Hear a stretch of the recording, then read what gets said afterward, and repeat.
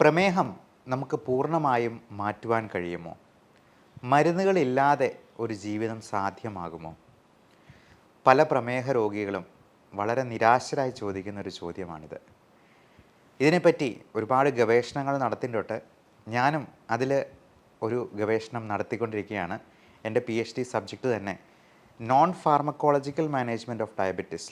അതിൽ നമുക്ക് ചെയ്യാവുന്ന neuro psychological interventions, especially cognitive behaviour therapy എന്ന് പറയുന്ന ഒരു ഡ്രഗ്സ് ഉപയോഗിക്കാതെ, മരുന്ന് ഉപയോഗിക്കാതെയുള്ള ഒരു ചികിത്സാ മാർഗത്തിലൂടെ പ്രമേഹത്തിൽ നമുക്ക് എത്ര കണ്ട് HbA1c ലെവലിൽ തന്നെ കുറവ് വരുത്താം എന്നുള്ളതിനെ പറ്റിയാണ്. നമസ്കാരം, ഞാൻ doctor Bibin Jose, pulmo medical centre, Pala, Kanjirappally and Sultan Bathery.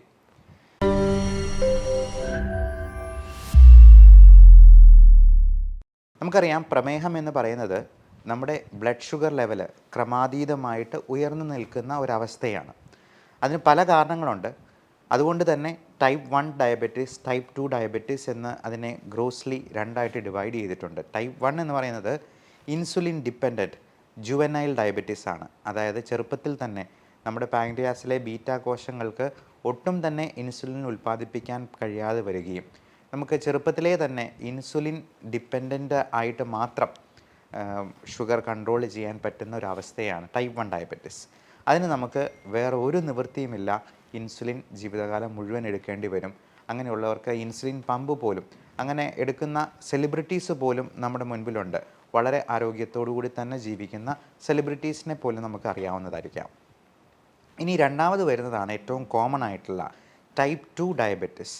Insulin resistance കൊണ്ട് നമ്മുടെ കോശങ്ങൾക്ക് ആവശ്യത്തിന് ഇൻസുലിൻ ഉപയോഗിക്കാൻ പറ്റാതെ വരികയോ അല്ലെങ്കിൽ നമ്മുടെ ജീവിതശൈലിയിലുള്ള അപാകതകൾ മൂലം ഇൻസുലിൻ ആവശ്യത്തിന് നമ്മുടെ പാൻക്രിയാസിൽ ഉൽപ്പാദിപ്പിക്കാതെ വരികയോ ചെയ്യുന്നത് കൊണ്ട് ഉണ്ടാകുന്ന പ്രശ്നമാണ് ഈ ടൈപ്പ് 2 ഡയബറ്റീസ്.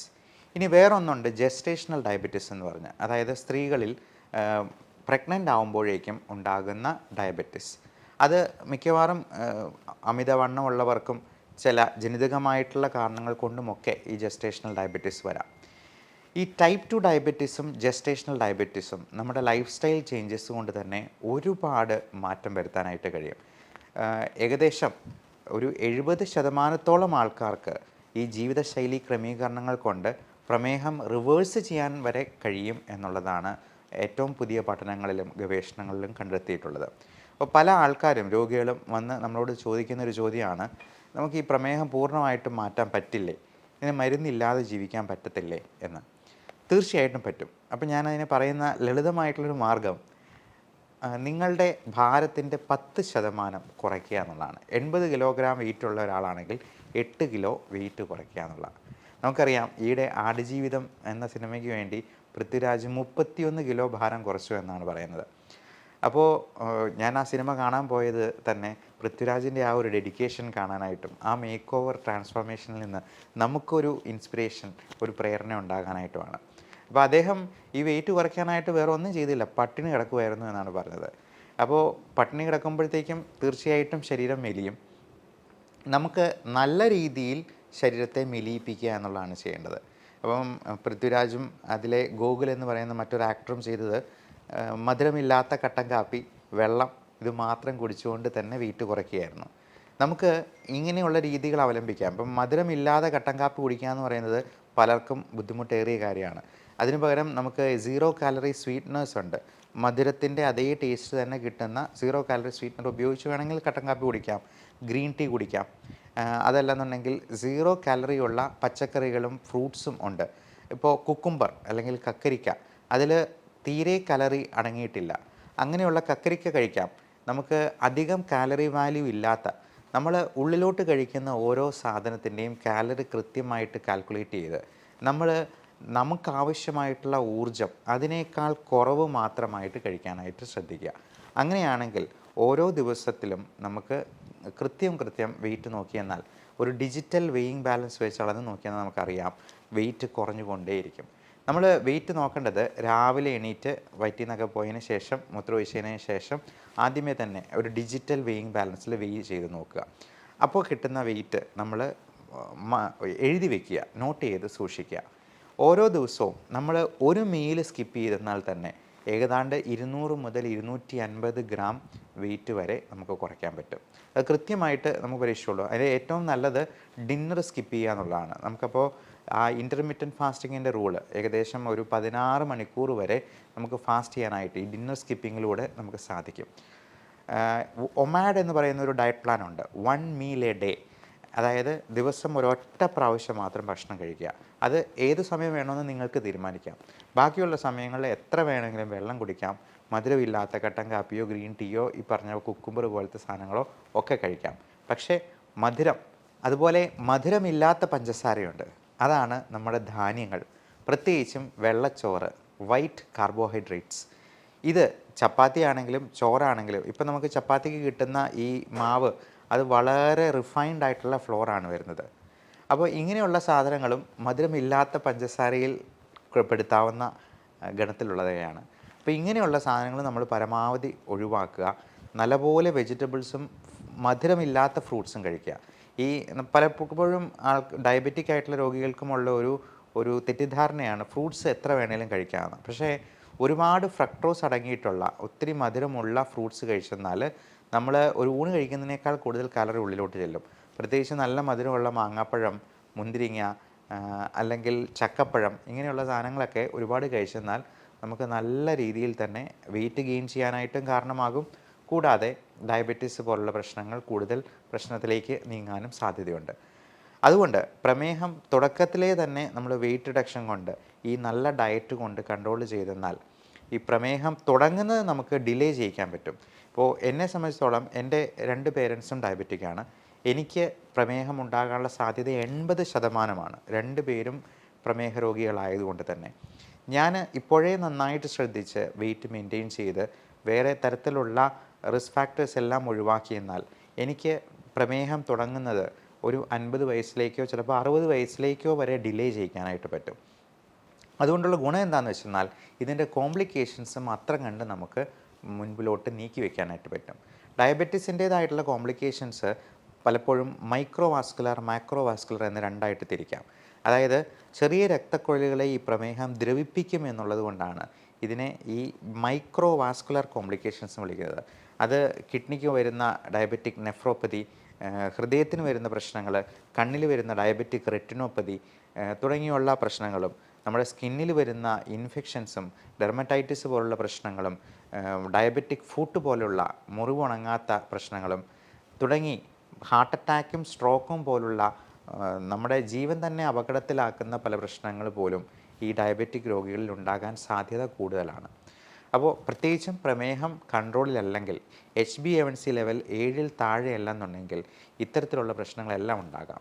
അതുപോലെ ഞരമ്പുകളെയും നാഡികളെയും ബാധിക്കുന്ന ഡയബറ്റിക് ന്യൂറോപ്പതി, കൈകാലുകളിലൊക്കെ കൊച്ചിപ്പിടുത്തം, വേദന, മുളക് തേച്ച് വെച്ചിരിക്കുന്നത് പോലുള്ള നീറ്റൽ, ഇത്തരത്തിലുള്ള കോംപ്ലിക്കേഷൻസ് എല്ലാം ഉണ്ടാകും. ഇതെല്ലാം ഉണ്ടായിക്കഴിഞ്ഞിട്ട് ആ കോംപ്ലിക്കേഷനിലേക്ക് എത്തിപ്പെട്ട് കഴിഞ്ഞിട്ട് ഒരിക്കലും നമുക്ക് തിരിച്ചു കൊണ്ടുവരിക എന്ന് പറയുന്നത് അസാധ്യമായി വന്നേക്കാം. അപ്പോൾ ആൾക്കാർക്ക് എപ്പോഴും ഈ മരുന്നിനെ പേടിയാണ്. മരുന്ന് കഴിച്ചെന്നാൽ കിഡ്നി അടിച്ചു പോകുക എന്നുള്ളതാണ് പലപ്പോഴും ആൾക്കാരുടെ സംശയം. വാസ്തവത്തിൽ പ്രമേഹമാണ് നമ്മുടെ കിഡ്നി അടിച്ചു കളയുന്നത്. അല്ലാതെ മരുന്നുകളെ അല്ല ഭയപ്പെടേണ്ടത്, ഈ പ്രമേഹം എന്ന അസുഖത്തെയാണ്. നമുക്ക് വെയിറ്റ് കുറച്ച് ഒരു 10 കിലോ വെയിറ്റ് കുറച്ച് നമ്മുടെ പ്രമേഹത്തെ കൺട്രോളിലാക്കി നിർത്താൻ പറ്റുവാണെങ്കിൽ, HbA1c ലെവൽ 7-ൽ താഴെയാണെങ്കിൽ നിങ്ങൾക്ക് മരുന്നുകളുടെ ആവശ്യമില്ല. പക്ഷേ നിങ്ങൾക്ക് ഭക്ഷണത്തിൽ നിയന്ത്രിക്കാൻ പറ്റുന്നില്ല, വെയിറ്റ് പിന്നെയും കൂടിക്കൊണ്ടിരിക്കുവാണ് എന്നുണ്ടെന്നുണ്ടെങ്കിൽ തീർച്ചയായിട്ടും മരുന്നുകൾ ഉപയോഗിച്ചില്ലെങ്കിൽ അതിൻ്റെ കോംപ്ലിക്കേഷൻസിലേക്ക് എത്തിപ്പെട്ട് കഴിഞ്ഞെന്നാൽ നമുക്ക് ആ സ്റ്റേജിൽ നിന്ന് ഒരിക്കലും തിരിച്ചു കൊണ്ടുവരാനായിട്ട് കഴിയുകയുമില്ല എന്നുള്ളത് പ്രത്യേകം മനസ്സിലാക്കുക. പിന്നെ ഈ പ്രമേഹത്തിന് ഉപയോഗിക്കുന്ന ഏറ്റവും നൂതനമായിട്ടുള്ള മരുന്നുകളുണ്ട്. ഇതിന് കിഡ്നിക്കും ഹാർട്ടിനുമൊക്കെ പ്രൊട്ടക്ഷൻ തരുന്ന DPP-4 ഇൻഹിബിറ്റേഴ്സ്, SGLT2 ഇൻഹിബിറ്റേഴ്സ് എന്നൊക്കെയുള്ള ഗ്രൂപ്പിൽ പെടുന്ന ഡാപ്പാഗ്ലിഫോസിൻ, എംപാഗ്ലിഫോസിൻ പോലുള്ള ഗ്ലിഫോസിൻ എന്ന വാലുകളുള്ള മരുന്നുകളുണ്ട്. അതുപോലെ വിൽഡാഗ്ലിപ്റ്റിൻ, എന്നുള്ള പേരിൽ ടെൻലിഗ്ലിപ്റ്റിൻ തുടങ്ങിയ മരുന്നുകളും ഒക്കെ ഇന്ന് വിപണിയിൽ ലഭ്യമാണ്. ഇങ്ങനെയുള്ള മരുന്നുകളൊക്കെ നമുക്ക് കിഡ്നിക്കൊന്നും ഒരു തരത്തിലുള്ള പ്രശ്നം ഉണ്ടാക്കാതെ എക്സസ് ഷുഗറിനെ മൂത്രത്തിലൂടെ തന്നെ പുറന്തള്ളുകയാണ് ചെയ്യുന്നത്. അപ്പോൾ അത്തരത്തിലുള്ള മരുന്നുകളെക്കുറിച്ച് നിങ്ങളുടെ ഡോക്ടറോട് ചോദിച്ച് മനസ്സിലാക്കുക. ഇപ്പം സിറ്റാഗ്ലിപ്റ്റിൻ, ഡാപ്പാഗ്ലിഫോസിൻ പോലുള്ള മരുന്നുകൾ കമ്പൈൻ ചെയ്ത് ഒറ്റ ഗുളികയായിട്ട് തന്നെ നമുക്ക് കഴിക്കാവുന്നതാണ്. അപ്പോൾ മരുന്നുകളുടെ എണ്ണം കുറയ്ക്കാനായിട്ട് പറ്റും. പലപ്പോഴും വൈറ്റമിൻ ഡെഫിഷ്യൻസീസ് ഇങ്ങനെയുള്ള ആൾക്കാരിൽ പ്രശ്നങ്ങൾ സൃഷ്ടിക്കാറുണ്ട്. Vitamin B12, methyl cobalamin, vitamin D3 തുടങ്ങിയ സപ്ലിമെൻറ്റ്സ് നമ്മൾ ചിലപ്പോൾ ഇങ്ങനെയുള്ള ഡയബറ്റിക് രോഗികളിൽ കൊടുക്കേണ്ടതായിട്ട് വരാറുണ്ട്. അതുപോലെ ഇതിനകത്ത് ഏറ്റവും പ്രധാനം നമുക്ക് ഡിസിപ്ലിൻഡ് ആയിട്ടുള്ളൊരു ഡയറ്റും എക്സസൈസും ഫോളോ ചെയ്യുക എന്നുള്ളതാണ്. എക്സസൈസ് തന്നെ നമുക്ക് 3 കാറ്റഗറി ആയിട്ട് തിരിക്കാം. നമ്മുടെ ഹൃദയമിടിപ്പ്, നമ്മുടെ റെസ്പിറേറ്ററി റേറ്റ് കൂട്ടുന്ന രീതിയിലുള്ള കാർഡിയാക് എയ്റോബിക് എക്സസൈസ്, അതുപോലെ വെയ്റ്റ് ട്രെയിനിങ് എക്സസൈസ് നമ്മൾ ഡംബെല്ല് വെച്ചിട്ടോ അല്ലെങ്കിൽ സ്ട്രെച്ചിങ് എക്സസൈസ്, നമുക്ക് ഇത് 3ഉം കമ്പൈൻ ചെയ്ത് ചെയ്യാവുന്ന രീതിയിലുള്ള പുഷപ്പ്, സിറ്റപ്സ് പോലുള്ള സ്ക്വാറ്റ്സ് പോലുള്ള എക്സസൈസും ഉണ്ട്. നമുക്ക് എല്ലാ ദിവസവും ഇപ്പം എണീക്കുന്ന ഉടനെ തന്നെ നമ്മളൊരു 5-10 മിനിറ്റ് എങ്കിലും എക്സസൈസിന് വേണ്ടി നീക്കി വെച്ചെന്നാൽ അതൊരു റൊട്ടീനായിട്ട് കൊണ്ടുപോകാനായിട്ട് പറ്റും. അപ്പോൾ ജോലി ചെയ്യുന്നവർക്കോ അല്ലെങ്കിൽ മറ്റ് എന്തെങ്കിലും തിരക്കുകളിലൊക്കെ ആയിരിക്കുന്നവർക്ക് എക്സസൈസ് ചെയ്യാൻ സമയം കിട്ടുന്നില്ല എന്ന് പലപ്പോഴും പരാതി പറയാറുണ്ട്. ഞാൻ അവരോട് പറയുന്നത്, എണീറ്റ് കഴിഞ്ഞ് പല്ല് തേക്കുന്നതിന് മുൻപ് തന്നെ എക്സസൈസ് അങ്ങ് ചെയ്യുക. അപ്പം നമുക്ക് ആ ഡേ മൊത്തം ആ ഉണർവ് കിട്ടുകയും ചെയ്യും. ഇതൊരു റൊട്ടീനായിട്ട് നമുക്ക് ഫോളോ ചെയ്യാനായിട്ടും കഴിയും. പിന്നെ ഭക്ഷണത്തിൽ കൃത്യമായിട്ടുള്ള ഡിസിപ്ലിൻ നമ്മൾ കാത്തു സൂക്ഷിക്കുക. അങ്ങനെയാണെങ്കിൽ ഈ ഡയബറ്റീസ് വരാതെ നമുക്ക് നോക്കാം. ഇനി വന്നവരാണെങ്കിൽ പോലും മരുന്നുകളുടെ എണ്ണം നമുക്ക് പകുതിയാക്കി കുറയ്ക്കാനായിട്ട് പറ്റും. ഈ വെയിറ്റ് കുറയ്ക്കാൻ നിങ്ങൾക്ക് സാധിക്കുകയാണെങ്കിൽ നല്ല എക്സസൈസ് വഴി, ഇപ്പോൾ നമുക്ക് വെറുതെ ഇരുന്നുകൊണ്ട് തന്നെ ചെയ്യാവുന്ന എക്സസൈസ് ഉണ്ട്. Soleus muscle push up. നമ്മൾ ഇരിക്കുമ്പോൾ, നമ്മൾ TV കണ്ടുകൊണ്ടിരിക്കുമ്പോഴാണെങ്കിലും നമ്മുടെ പാദങ്ങളിൽ ഊന്നി കാഫ് മസിൽസിനെ പുഷപ്പ് ചെയ്യുന്ന എക്സസൈസ്, അത് ഒരു 10 മിനിറ്റ് ചെയ്യുന്നാൽ തന്നെ നമ്മുടെ ഷുഗർ ലെവൽ 50 mg/dL കുറയ്ക്കാനായിട്ട് കഴിയുമെന്നുള്ളതാണ് പുതിയ പഠനങ്ങളിൽ കാണിച്ചിരിക്കുന്നത്. ഡയബറ്റോളജി കോൺഫറൻസിൽ വരെ അത് പറഞ്ഞിട്ടുണ്ട്.